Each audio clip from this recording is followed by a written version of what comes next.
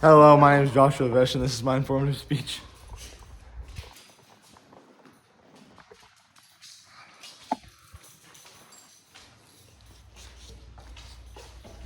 So today I'm going to be talking about the U.S. Federal Department of Education and why it has had so much controversy as of late and since its existence in 1980.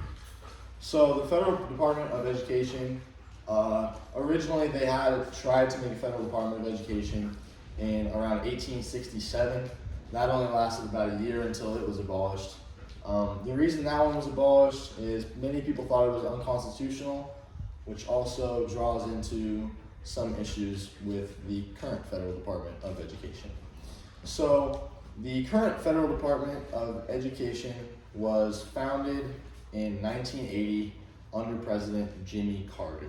So Jimmy Carter created the Federal Department of Education because he wanted to keep his policies in place so that people couldn't change them as much, and so what he thought was doing good could stay in place.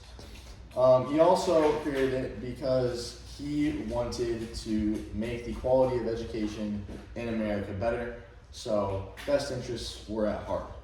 So moving on to a lot of the controversy with the Federal Department of Education. The first one, like I mentioned, is the fact that people think it is unconstitutional. So in the Constitution, it does directly talk about how the federal government should not be involved in our education and controlling things of that matter because politics can get involved. Another reason that it's very, very controversial, politics. When you have the federal government controlling your education and things of that matter, a lot of other issues come into place, such as student loan debt forgiveness and gender identity and a bunch of other issues that people will either really want or really hate, and that just takes up a lot of their focus. So a lot of people would argue that giving power to the communities and the school districts would be a lot more beneficial to the actual education of the children in our country and college students across the country as well. Because when you're in a community, you live there, you see it every single day, and you are bound to care more about it and be more interested in the people around you and actually want the best for them, rather than a federal government who has a lot on their hands.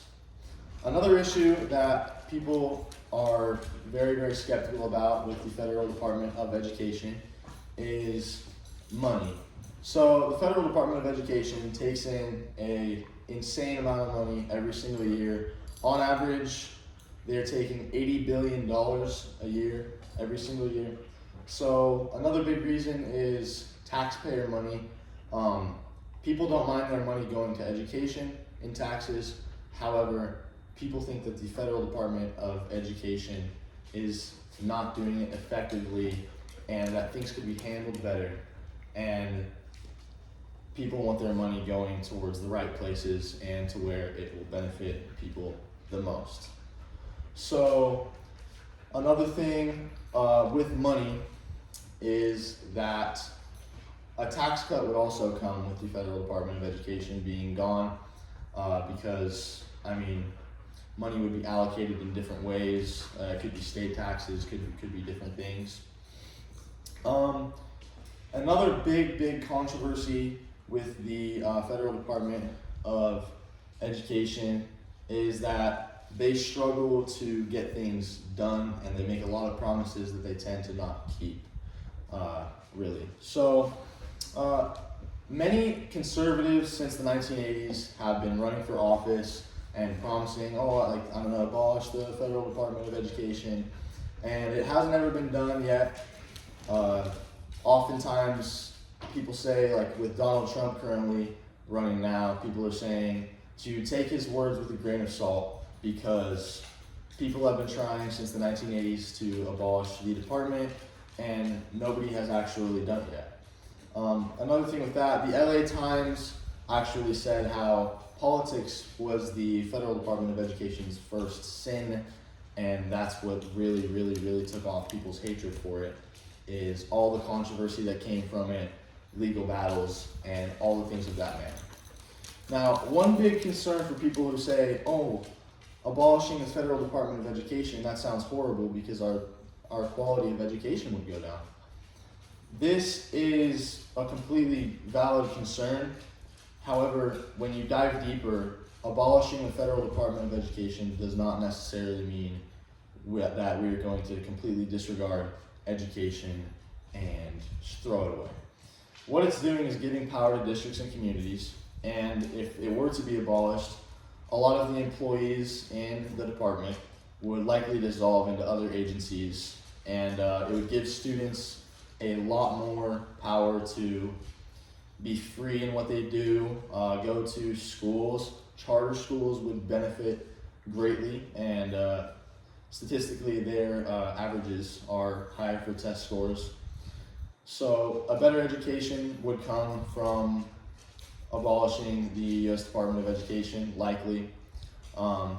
Even though people have concerns about it, in today's day and age, it's a kind of a bipartisan issue where some people think that's ridiculous and some people think it's gone on long enough and it's time for it to be over. So that kind of concludes everything there is with the controversies with the Federal Department of Education and some history about it. So thank you for listening to my speech.